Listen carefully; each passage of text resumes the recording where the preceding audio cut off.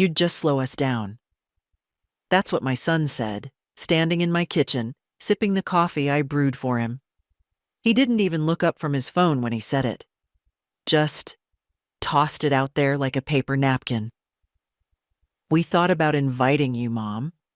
But honestly, it's Europe.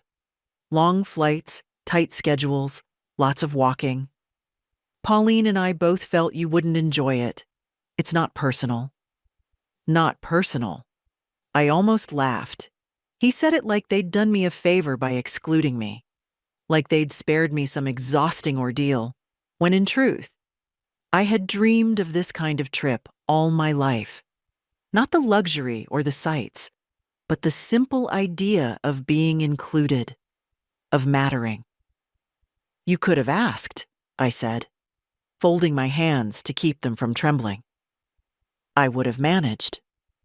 He looked up then, just briefly. It's not about managing. You've never even used a mobile boarding pass. The pace we're planning, it would just be too much. Too much for who? Pauline sat beside him, dabbing non-existent crumbs from her spotless pantsuit. Your knee's been acting up, remember? You said the stairs at the library made you sore. I also said I was fine the next day. They didn't hear that part, or didn't want to. So, where are you going? I asked, keeping my voice even. Oh, everywhere. My son smiled now, like a boy with a toy catalog.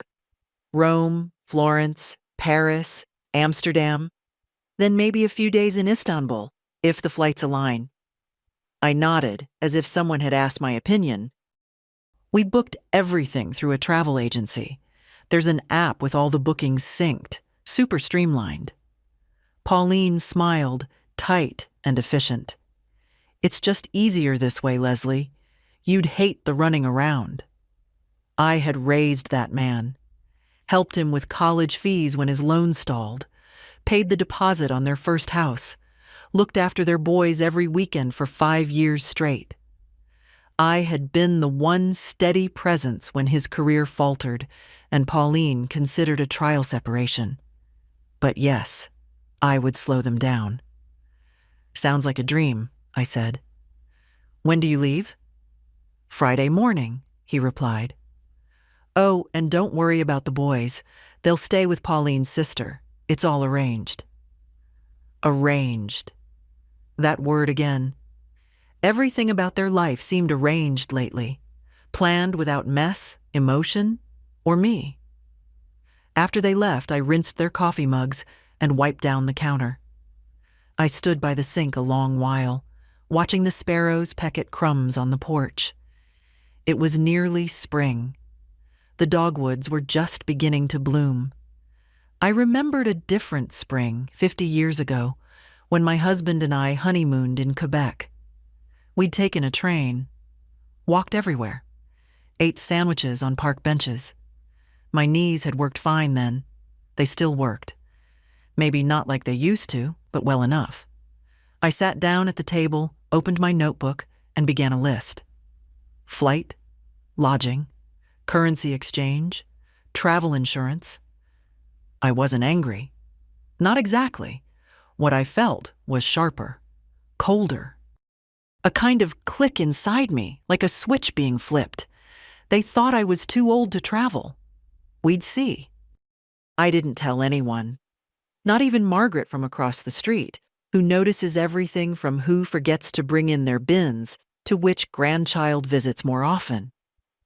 She'd have insisted I call my son and talk it out, as if the damage was something as mild as a burnt roast. But some things don't need talking.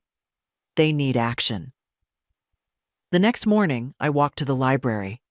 Not for books, I hadn't been able to concentrate on novels lately, but to use the computer lab. The staff there were kind, and the young man at the desk didn't blink when I asked for help finding flights. Going anywhere special, Mrs. Peterson? Rome, I said. Then Florence? Then maybe somewhere unexpected. He grinned. Bucket list? No, I said steady. Just a list. He showed me how to compare fares, how to choose seats, how to check baggage allowances. I took notes. My handwriting was slower these days, but neat. My hands, thank God, were still steady. Always had been. That night, I spread everything out on the dining table.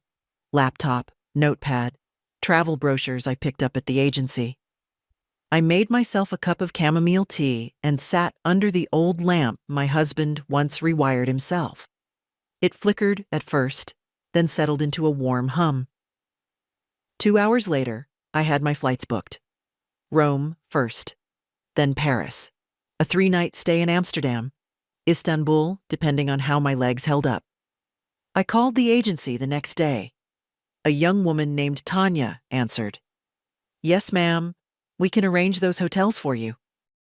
Would you like airport pickup too?" "No, thank you," I said. "I can manage." I gave her the dates. She was efficient, polite, never once asked if I was traveling alone. I appreciated that. Before we hung up, she said, "Do you want travel insurance with medical coverage?" "Yes." "And should we link your itinerary to any family member's account?" I paused. "No. This one's mine." Packing took time. Not because I had too much, but because I wanted every item to earn its place. I laid out my walking shoes, the good pair with the orthopedic soles, a navy dress that didn't wrinkle easily, my late husband's scarf, which still held a trace of his aftershave. Not that I was sentimental. I just liked the feel of it. I packed small. I wanted to move light. The night before the flight, I sat on my porch and watched the house across the street. The lights in their windows, the faint sounds of a TV comedy I couldn't make out. I thought about calling my son. But what would I say? "You forgot I was once someone who walked 5 miles to school and back? You forgot who raised you with hands that folded laundry at 6 a.m. and signed mortgage papers by candlelight?" No, I wouldn't beg for inclusion. I was going anyway. At dawn, I called for a cab. Not because I couldn't drive, but because I didn't want to worry about parking. The driver, a boy not much older than my grandson, looked surprised when he saw my suitcase. "Heading somewhere, ma'am?" "Yes," I said. "Europe." He whistled. "Good for you." I smiled and leaned back as we drove through the quiet streets of my town. Dogwoods in bloom, neighbors still asleep, everything unchanged, except me. At the airport, I stood in line with my boarding pass in hand, not digital, printed, folded neatly in my purse. A few lanes over, I saw them. My son, Pauline, the rolling suitcases, the efficient backpacks. The laughter I used to know. I didn't approach, I didn't wave. They didn't look in my direction. And that was fine. I was already on my way. The flight was long, but not unbearable. I had chosen a window seat and packed my own tea bags, chamomile and mint, because I don't like airline coffee and I've never trusted those tiny plastic creamers. The woman next to me, maybe in her 40s, spent the first half of the flight typing furiously on a laptop and the second half sleeping with a scarf pulled over her head. We didn't exchange a word. It suited me just fine. When the plane descended over Rome, the sun was rising, soft gold over endless rows of red roofs. I'd seen photos, of course, postcards and guidebooks over the years, but nothing prepared me for that first moment. The city looked ancient and alive all at once, like it remembered every footstep ever taken across its stones. I waited until the others had rushed out. No reason to hurry. I had nowhere to be, no schedule to keep. That was the beauty of doing this alone. I wasn't part of anyone's plan. I was finally living mine. The customs officer looked at my passport and raised his brows. "First time?" "Yes," I answered, steady. He smiled, stamped the page, and waved me through. Outside, I found the taxi line and gave the driver the name of my hotel, saying it carefully. "Via del Viminale." He nodded without a word and turned up the radio. Italian voices poured through the speakers, fast and melodic. I didn't understand a word, but somehow I felt soothed, like I was exactly where I was meant to be. The hotel was modest. A small place with potted plants in the windows and faded murals in the lobby. My room was on the 3rd floor, up an old lift that groaned its way through the levels like a man clearing his throat. When I opened the door, I didn't feel the nervous flutter I expected, just calm. I unpacked slowly, setting my things in drawers, hanging up my dress. Then I made tea, using the electric kettle I'd insisted on bringing. It made me laugh. Other travelers had their selfie sticks and fancy apps. I had a collapsible kettle and a Ziploc of tea bags. We all have our essentials. After a rest and a short nap, I ventured out. The street was cobbled and uneven, but my shoes held. I walked slowly, passing shops with tiny doors and old men smoking at sidewalk cafes. No one paid me much attention. That suited me, too.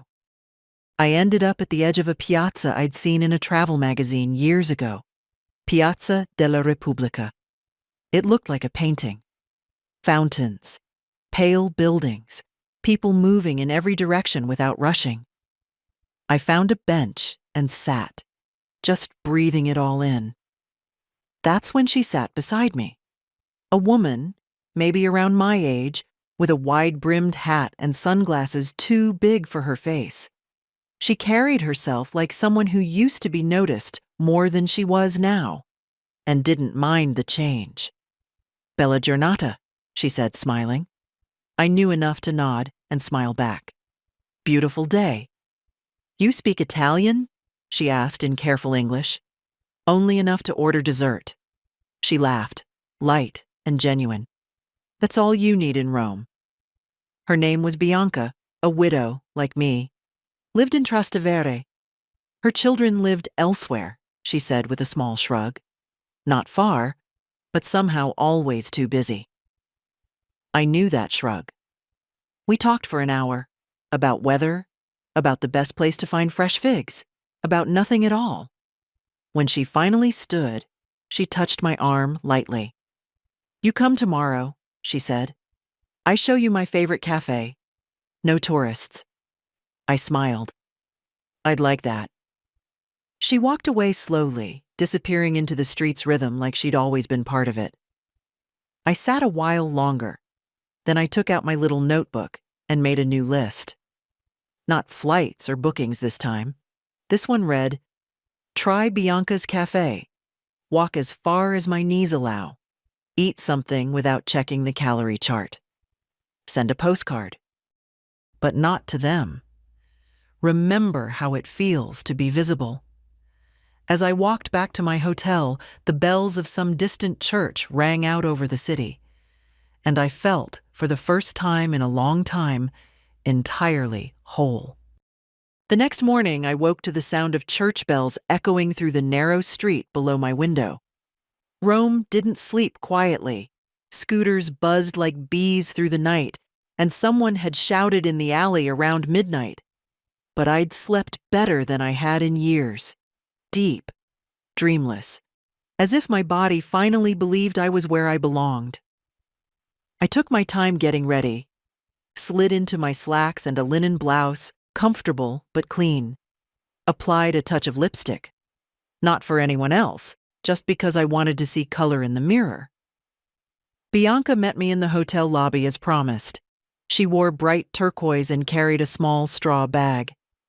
"You look rested," she said, appraising me with quick, kind eyes. "I feel rested," I replied.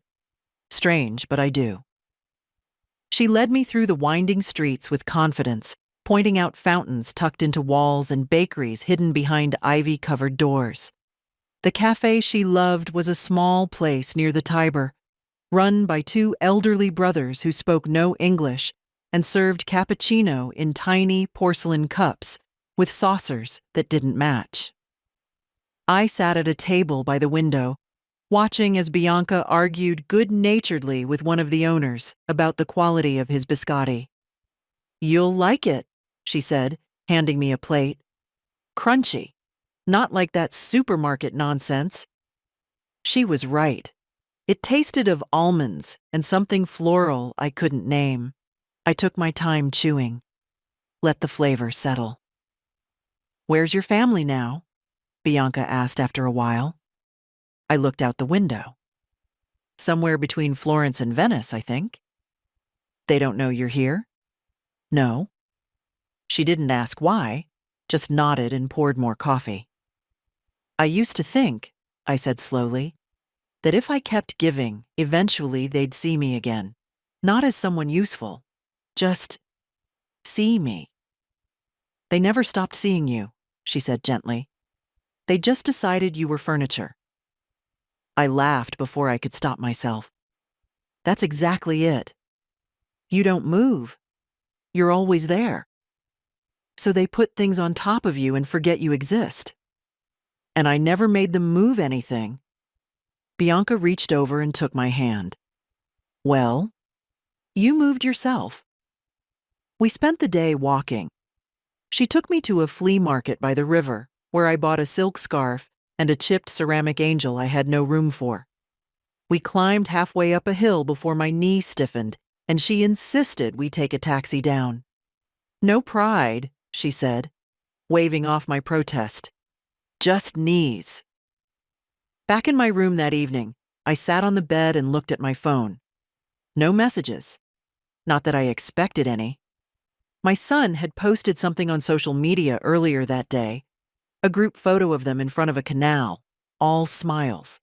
I wasn't tagged. Of course I wasn't. I stared at it for a long time. Then I opened a new post of my own, a photo of my cappuccino. No caption, just that.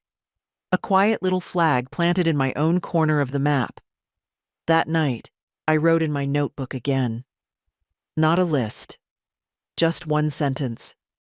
I am still capable of surprise. The wind moved outside like a whisper. The church bells rang again, softer this time. And for the first time, I didn't think about what I'd been left out of.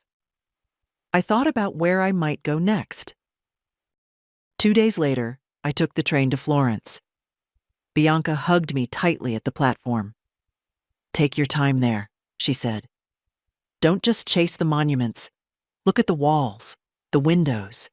That's where the soul is." I promised I would. Then I boarded the train and found my seat by the window, opposite a young man with headphones and a suitcase that looked like it had never seen dirt. He nodded politely and didn't say a word. I liked that. The countryside rolled past in shades of green I'd forgotten existed. Vineyards, small farms, the occasional glimpse of a terracotta roof.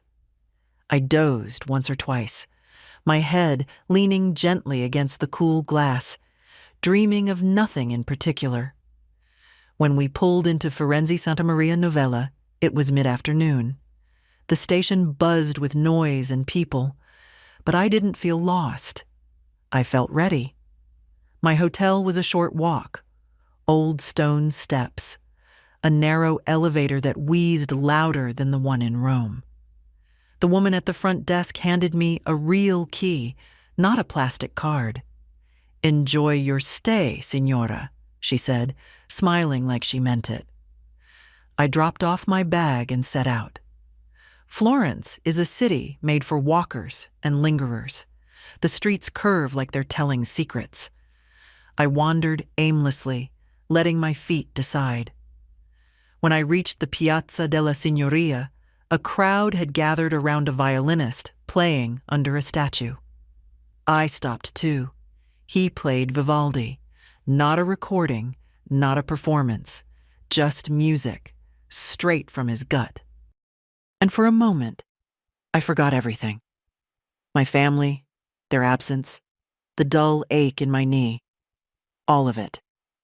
I dropped a coin in his case before I left. More than I meant to. Less than it was worth. The next morning, I visited the Uffizi. I'd booked my ticket weeks ago. Inside, I took my time, standing in front of the Botticellis and Caravaggios without looking at my watch. Around me, younger tourists snapped photos and rushed on. I didn't take a single picture. I just stood there, breathing in brushstrokes. Outside the museum, I stopped at a cafe for lunch. Small place. No frills. A woman at the next table ordered something in rapid Italian, then paused to adjust her shawl. She looked up, met my eyes. Traveling alone? There was no judgment in her voice, just curiosity. Yes, she smiled, not unkindly. That's rare. Not as rare as it should be, I replied. Her name was Elena, a painter from Naples visiting Florence for inspiration. We talked for half an hour about everything and nothing, art, grief, stubborn joints. She gave me her email.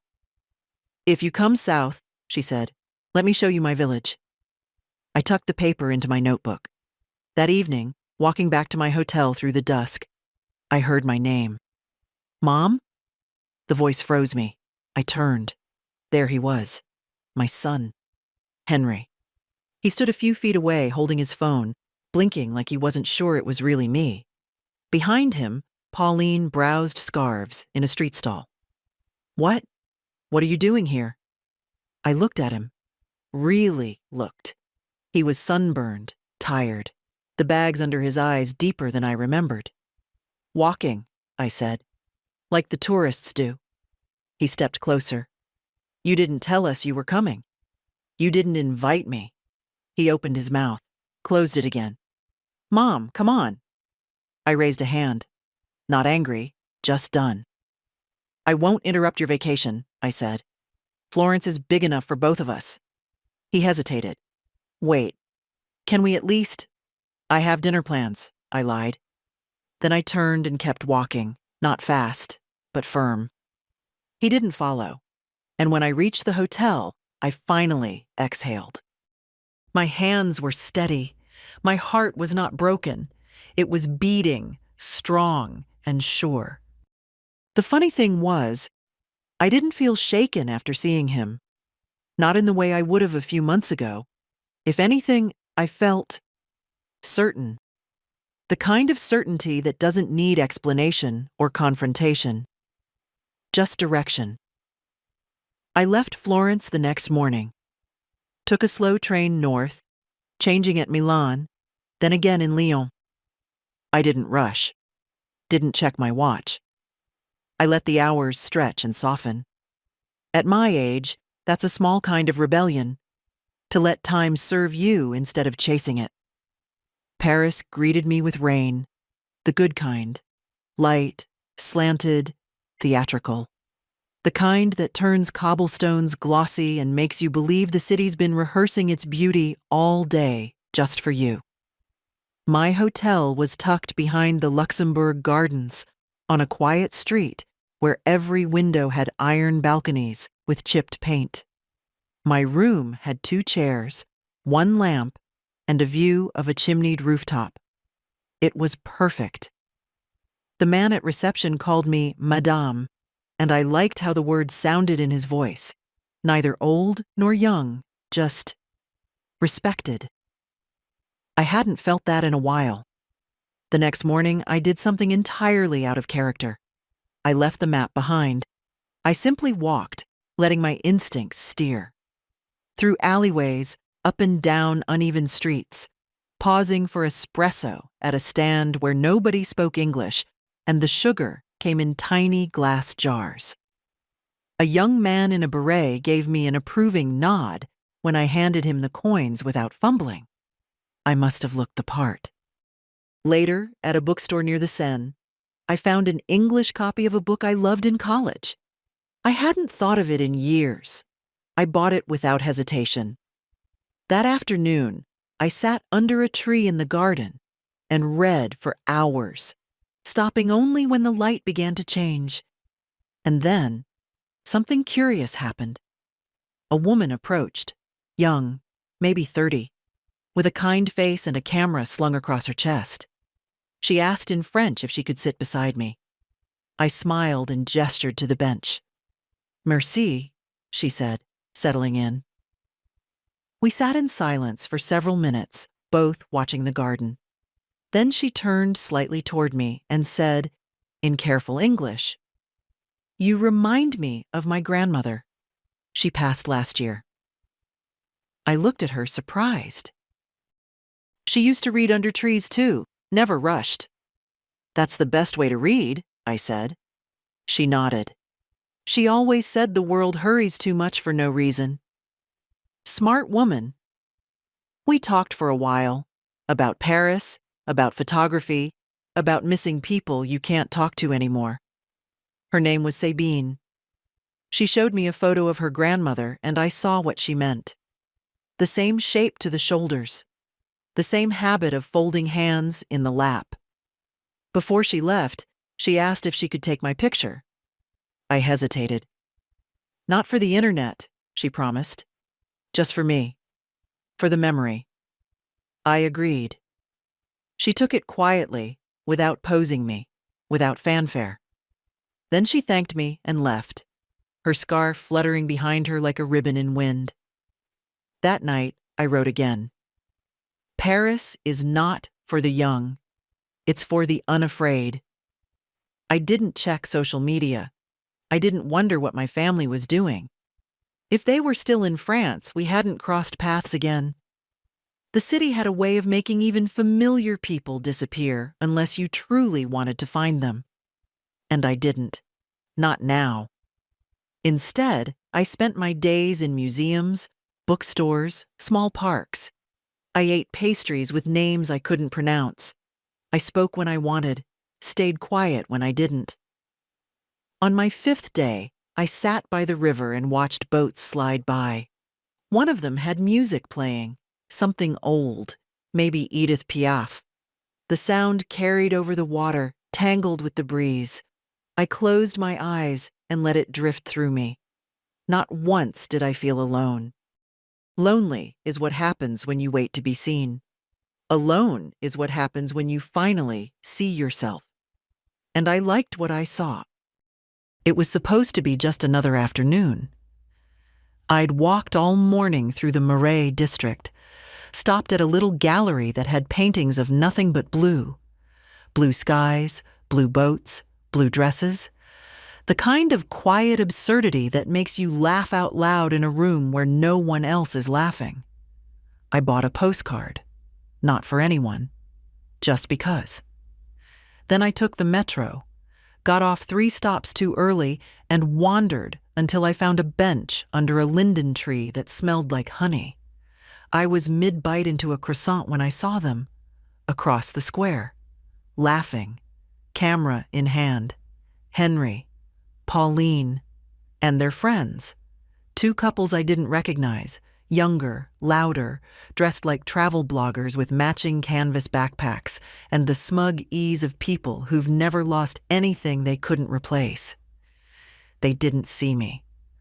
I was just another older woman on a bench, and for a split second, I considered getting up, walking over, saying, "Surprise." But I didn't. Instead, I watched. Pauline pointed to something on a menu. Henry rolled his eyes and made a joke. She smacked his shoulder, laughing. Their friends joined in. Glasses of wine arrived. Someone took a selfie. I realized then I wasn't missing anything. This wasn't some radiant family moment from a holiday commercial. This was just a lunch. And I was just someone who had once believed that being left out meant being less than. But I wasn't. I sat quietly, finished my croissant, and watched the fountain across the square instead. A child dipped his fingers in the water and shrieked. A woman adjusted her umbrella. The wind smelled like bread. They left 20 minutes later, turning the corner with the casual, comfortable arrogance of people who believe the world will always arrange itself around them. They never looked back. And that was fine. I stayed on the bench a while longer, letting the sunlight hit my knees. My hip ached, but not terribly. just enough to remind me I'd walked farther than usual. That evening, back at the hotel, there was a message on my phone. Not from Henry. From someone else. Charlie, my grandson, the youngest. His message was simple. Grandma, are you okay? I had a strange feeling today. I know you're probably back home, but I don't know. Just thinking about you. Miss you. I stared at the screen a long time. Then I typed back, I'm not home, but I'm okay. In fact, I'm better than okay. Tell me how you are. He responded instantly. Within minutes, we were texting like two people who hadn't spoken in years, which of course, we hadn't. Not properly. Not since he was 16 and stayed with me one summer after a fight with his father. We'd made pancakes. He'd mowed the lawn. I'd thought maybe, just maybe, something real had taken root. And maybe it had. Now he was 23, in graduate school, studying urban planning, dating someone named Jordan, stressed, tired, but still full of that same quiet sweetness. I always felt like you understood me better than anyone, he wrote. I sat there, blinking at the screen. Then I typed, slowly. Thank you. That means more than you know, he replied with a heart. Then another message. Where are you, really? I took a photo of my room, the open window, the rooftops of Paris. Here, I wrote. But not forever. We didn't say much after that. Just a few more lines, soft, careful. But something inside me shifted. That night, I didn't write in my notebook. I didn't need to. I knew exactly what the next line would have been. Some ties fray. Others, they hold. I left Paris without ceremony. Just a cab at 6 a.m, the sky still pale and empty, streets washed clean by the night. I didn't cry. I didn't linger. I just zipped up my coat and rolled my suitcase across the quiet lobby floor, nodding to the young man at reception who had started to remember my tea preferences. The train to Amsterdam was smooth and fast. Outside the window, the landscape shifted. Flat fields, wind turbines, canals. It felt like being quietly delivered into a softer world. The kind where nothing was expected of you except to show up. And I was good at showing up. Always had been. My hotel was by a canal, as narrow and tall as all the others. Its staircase, a spiral that looked like a challenge, issued directly to my knees. But I made it. One slow step at a time. The room was simple, warm. I liked it immediately. I hadn't planned anything. No tours, no checklists. That was the difference now. I'd stopped proving I deserved the trip. I simply took it. That first afternoon, I wandered through the Jourdan district, ducking into shops that sold nothing I needed and bookstores where the owners didn't mind if you just read. I bought myself a notebook bound in soft green leather, thinner than the one I'd been using. A fresh start. It wasn't until my second evening that I found the bench. It was by the canal, under a leaning tree with peeling bark. Nothing marked it as special, but I sat there anyway. And as the city wound down around me, bikes clicking by, lovers arguing softly across the water, I remembered a different bench. A memory I hadn't let surface in years. It was a Sunday afternoon, maybe 1967. My husband, Harold, and I sat on a bench in a park outside Montreal. We were young and broke and wildly hopeful. I had just found out I was pregnant. We didn't tell anyone yet. We just sat there, our fingers tangled, his coat around my shoulders, the knowledge passing between us like a current. I hadn't thought of that day in decades. But in Amsterdam, by that quiet water, it returned, fully formed, whole. I opened my new notebook. And for the first time in this trip, I didn't write lists.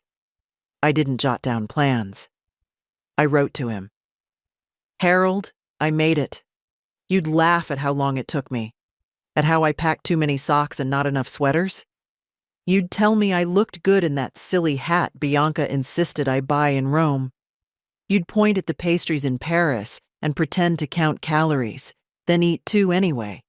You'd fall asleep on the trains, your head on my shoulder, drooling just a little. I would have let you. Of course I would have. I've missed you. I don't say it much, not even in my head. But it's there, under everything. I hope you'd be proud of me. I hope you know that somewhere along the way, I remembered how to live, not just endure. That counts for something, right? I closed the notebook. The sun dipped lower. The water glimmered. Somewhere nearby, a radio played an old song I couldn't name, and just for a moment, I felt him. Not as a ghost, not as a sorrow, but as a part of me that had never really left. I sat there a long time, until the air grew colder, until the past folded itself gently back into the present, and I stood, slowly, knees protesting, but holding, still holding. The message came just after breakfast. I was sitting in a quiet corner of the hotel's cafe, stirring sugar into my coffee, when my phone buzzed on the table. The name on the screen made my breath catch.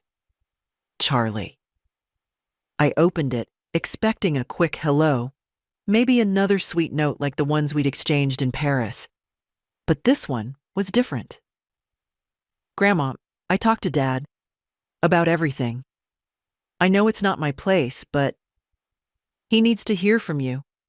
He won't admit it, but I think he's ashamed. And afraid. I told him what I think. How wrong they were not to include you. I hope you're okay. Just wanted you to know someone said something. I stared at the words, coffee growing cold beside me.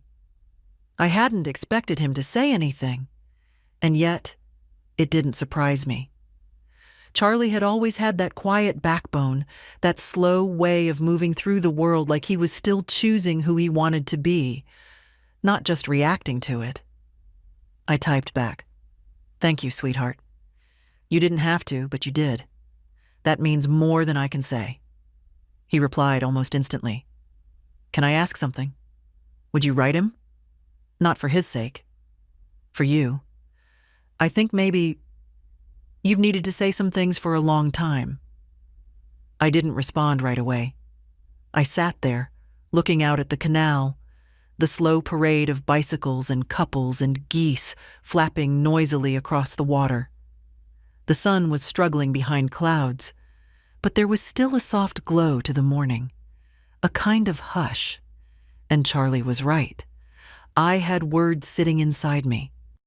They'd lived there for years, buried under smiles and patience and grace, but they were still mine. So I went upstairs, pulled out the green notebook, and began.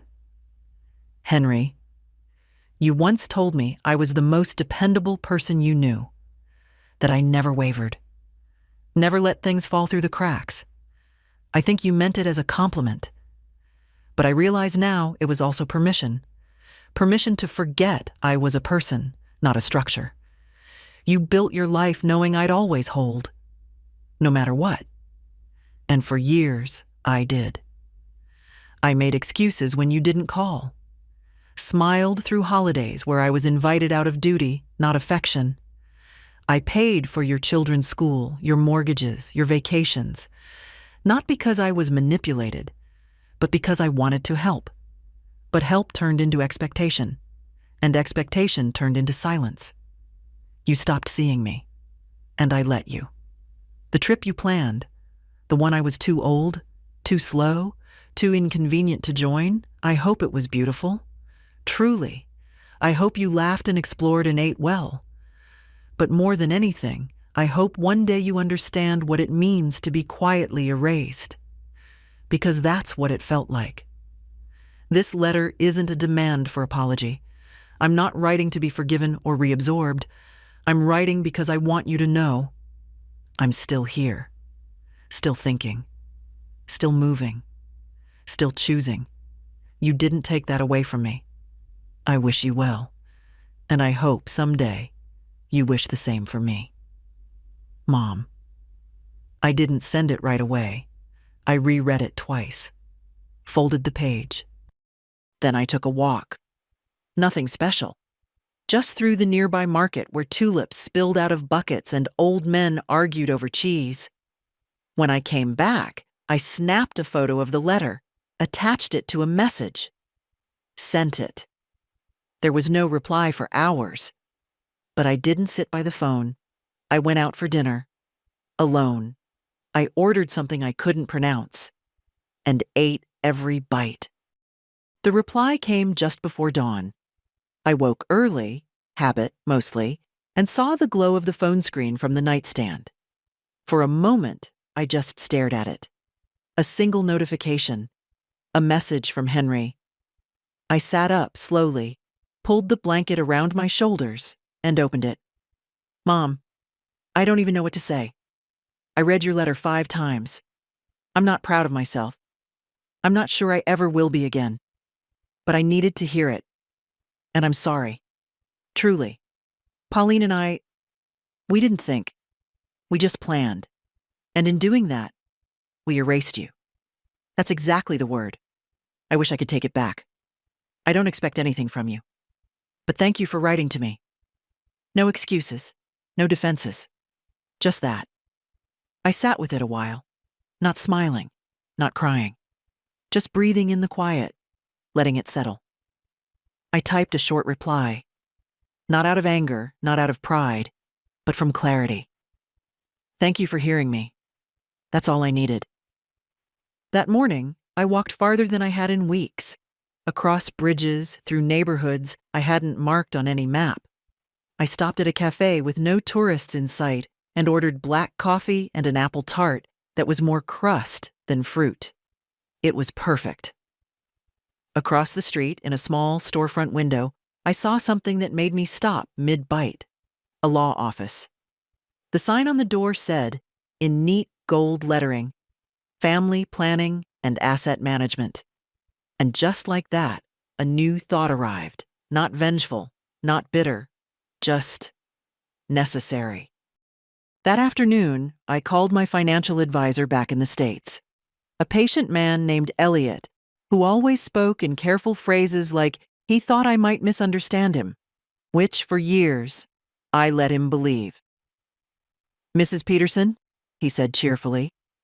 Calling from Europe, are we? I am, and I need to make a few changes. Of course, what kind? I want to open a trust account for my grandson, Charlie. There was a pause. Just Charlie? Yes, just him. And I want the language clear. It's not to be altered by anyone else. Understood. We talked details. I gave him permission to begin drafting the paperwork. Told him I'd come in person once I was home, but that I needed the structure ready before I got off the plane. When we hung up, I didn't feel triumphant. I felt grounded. For the first time in a long time, the future had shape. Not for me. I wasn't planning decades ahead, but for someone I believed in. Someone who still saw me not as a resource, but a person. That night, I took out my notebook and wrote one last list. Things I've done without permission. Traveled across 4 countries alone. Ordered dessert twice in one day. Walked out of silence and into my own voice. Changed the course of my legacy. Remembered who I was before I was needed.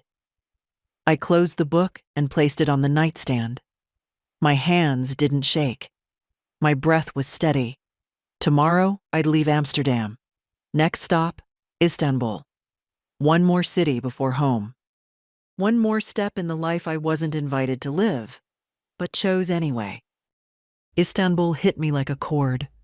A little off balance at first, louder, faster, heavier, but rich in ways that made my whole body feel like it was being tuned to something ancient and new at the same time.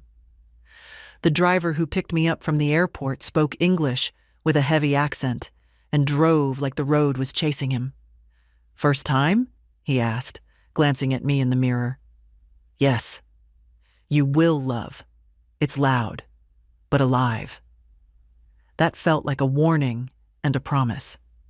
The hotel was a narrow, honey-colored building just off the Galata Bridge, the kind that always seems taller inside than it looks from the street. The room had a window facing the Bosphorus. From it, I could see boats drifting like pieces of a story I hadn't read yet. I unpacked only the essentials. My knees were tired. My feet complained. But my heart was alert, quiet, ready. I spent my first day slowly, one foot in front of the other, through crowded bazaars where merchants beckoned with silk scarves and tea and polished brass, through narrow alleys that opened into wide squares. The call to prayer echoed through the air like a reminder not to rush. In the evening, I sat at a rooftop cafe and drank apple tea so sweet it stung my tongue. Below, the city pulsed with light and clamor, and voices overlapping like waves. It was overwhelming, and I didn't mind. That night, I dreamt of my mother. Not the worn-out, quiet woman I remembered in her final years, but younger, standing at her own stove, wearing that red checkered apron she always swore was lucky. In the dream, she looked up at me and said nothing. She just nodded, as if to say, "Took you long enough." The next morning, I walked to the edge of the water and sat with my notebook. I didn't write to Harold this time. I wrote to myself. You did it. You crossed oceans. You made your own itinerary. You stopped apologizing for being alive. You started choosing again instead of waiting to be chosen. You are not the sum of your usefulness. You are not background. You are breath, voice, weight, worth. Later that day, I visited the Hagia Sophia. I stood beneath its dome for a long time, not thinking, not praying, just listening to the way sound moved through the stone. Centuries of footsteps, whispered wishes, reverent silence, all held in the air like breath that had never left. A young woman offered to take my picture. I hesitated, then handed her the phone. "Smile?" she asked, but I didn't. I stood still, looking straight ahead. Not smiling, not apologizing, just there. Solid. Afterward, I walked through the spice market. The smells were dizzying. Cinnamon, cumin, dried citrus, rose. I bought nothing. Tasted everything. Let myself drift from stall to stall like someone who had nowhere to be. That night, I found an email from Elliot. The trust account was in place. All funds secured. Everything allocated to Charlie. No one else could touch a penny. I reread the confirmation 3 times. Then I forwarded it to my own email. Not because I doubted Elliot, but because I liked the act of seeing it arrive. Like proof that something inside me had finally clicked back into place. Not anger, not revenge, just order, just balance. My family wouldn't understand. Maybe not ever, but they didn't have to. I did. And that was enough. I flew home without telling anyone. No airport welcome, no banners or questions. Just me and my single suitcase rolling across the familiar floor of Terminal B, my name unspoken, my presence unnoticed, which, strangely, was exactly what I wanted. The air back home felt stiller somehow, quieter, like the world had paused while I was gone, waiting to see who I'd return as. I took a cab, gave my address softly. The driver didn't ask why I smelled like spice and old train stations. The house looked the same. White paint peeling just a little near the porch. Mail neatly stacked behind the screen door. The neighbor's cat still sleeping in the same spot on my steps. I unlocked the door and stepped inside. The quiet was immediate, thick, familiar. But this time, it didn't feel like absence. It felt like space, like room, My hands moved without thinking, unpacking, setting the kettle, sorting laundry. But my mind wandered, not to where I'd been, not even to who I'd seen, but to who I'd finally stopped waiting for, them. I made tea, sat in my favorite chair, opened the green notebook, and stared at a blank page for a long while before writing. They did not change. But I did. It wasn't dramatic. There were no trumpets, no declarations. Just a slow, quiet shedding of the woman who once bent every plan around other people's comfort, who once believed presence was enough to earn love. I didn't want to be included anymore if it meant being tolerated.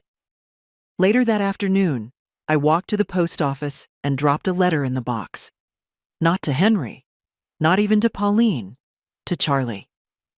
I'd written it on the plane. Dear Charlie, thank you for your message in Paris. You were the only one who thought to ask how I was, instead of where I was. That matters. That's rare. That's love. I wanted you to know I've made arrangements. Financial ones. I won't get into the details now, it'll all become clear when the time comes. But what I've set aside for you, not out of obligation but out of trust. You see people, you listen, you ask. That's more than I can say for most. I'm not writing this to burden you. I don't expect you to fix anything. I just want you to know that someone believes in the way you move through the world, and that when the time comes, you won't have to start from zero. Not every gift has strings, and not every elder gives from guilt. Some of us give because we've seen what kindness looks like when it's not transactional. Take care of yourself, Charlie, and take your time becoming who you're meant to be. I'll be watching. With pride.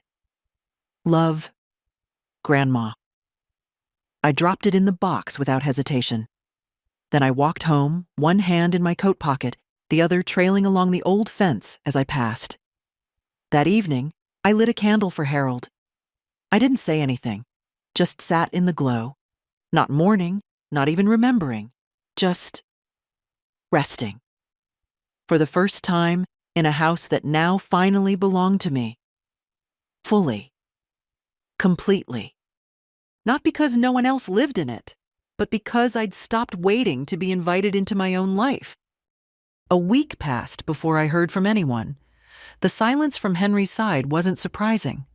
Pauline, I imagined, had turned my letter into another item on her invisible list of grievances. Unpredictable behavior from an aging parent, perhaps. But Charlie?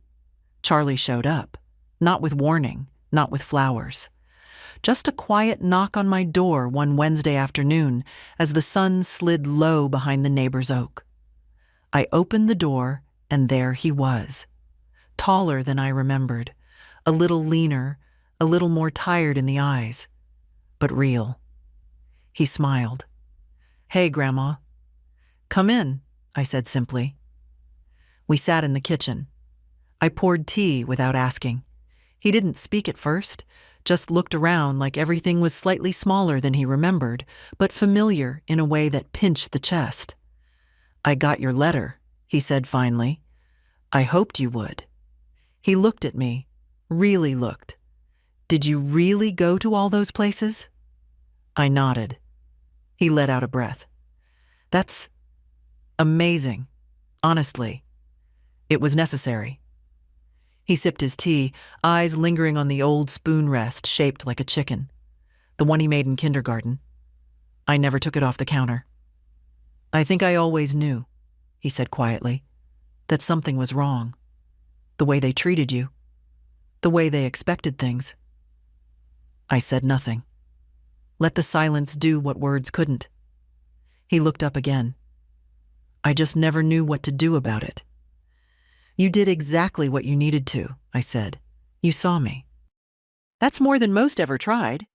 He nodded, eyes shining now. "When you didn't come to the wedding, Dad acted like you'd canceled last minute. Said you were too tired." I raised an eyebrow. "Too tired to be dismissed?" Charlie snorted.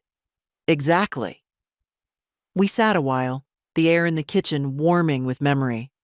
I took out a tin of shortbread and slid it across the table. He smiled like he used to at 8 years old, pure, delighted, honest.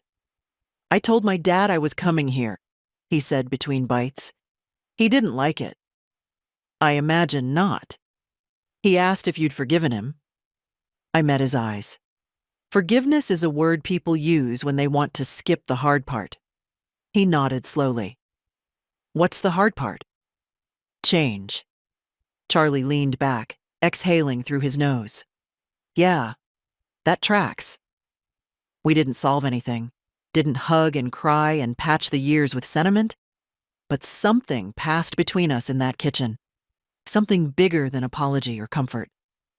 Recognition. Later, as he stood to leave, he paused at the door. Can I come back next week? I smiled. The soft kind. The kind I hadn't used in a long time.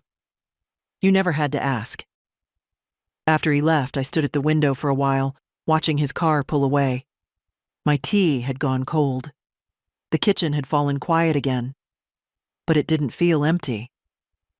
That evening, I opened the green notebook again, and I wrote, sometimes, the smallest door opens onto the largest field.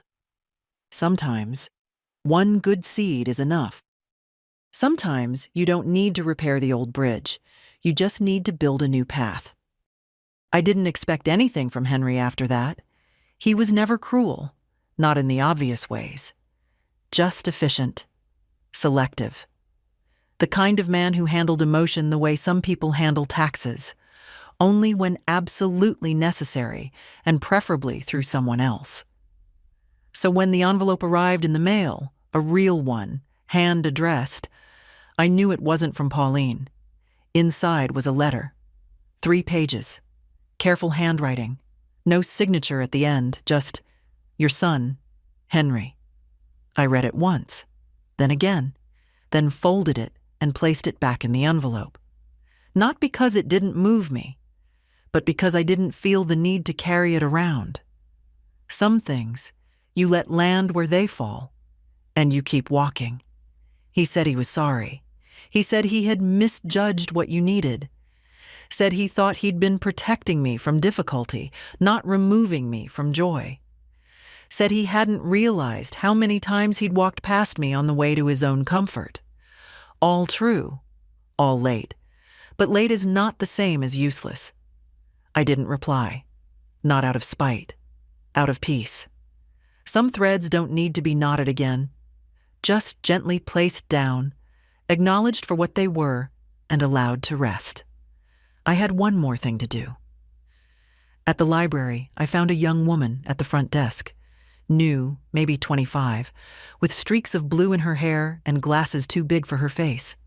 She looked up and smiled. Can I help you? I'm donating a few things, I said. Journals, a travel guide or two. And a map I marked up more than I meant to. She reached for the bag. That's wonderful, thank you. I hesitated. There's a notebook in there too, green, leather. You don't have to display it. But maybe keep it, in case some woman comes in here one day and needs to remember that it's not too late. She looked at me then, really looked. I will, she said. I promise. I left before I could change my mind. That night, I pulled out my final notebook, the one I hadn't written in yet. Just a blank cover, no lines. I didn't want rules for this one. I opened to the first page and wrote slowly. There are things I didn't say, not because I didn't feel them, but because feeling them was enough.